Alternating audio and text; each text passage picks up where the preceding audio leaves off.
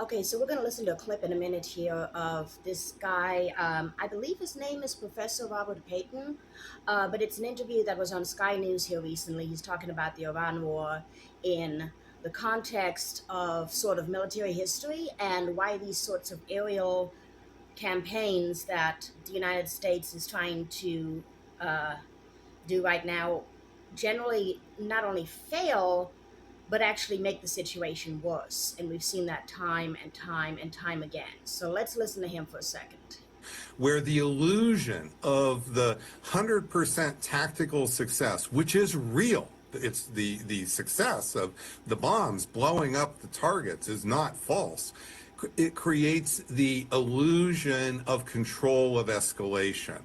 And that is the smart bomb trap, and that is what has gripped us right now.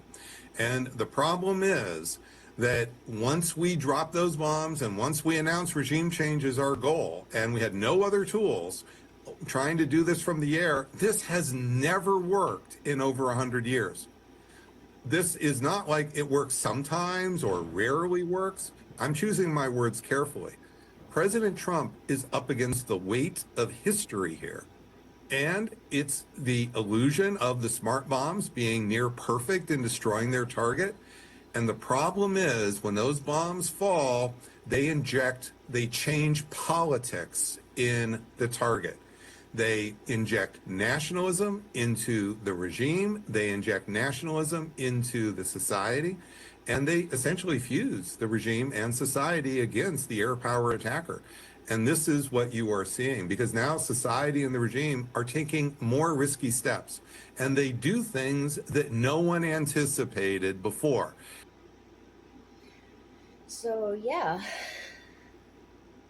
not only is this kind of aerial warfare ineffective, and as I've pointed out in another video recently, we are spending so much more to intercept these Iranian drones than they're spending to send them. That if we get sucked into a war of attrition, which is very likely at this point, that's not going to end well for us, for any of us.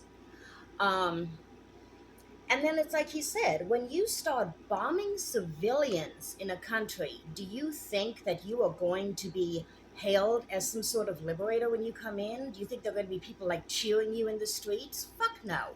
They're going to they're going to consolidate.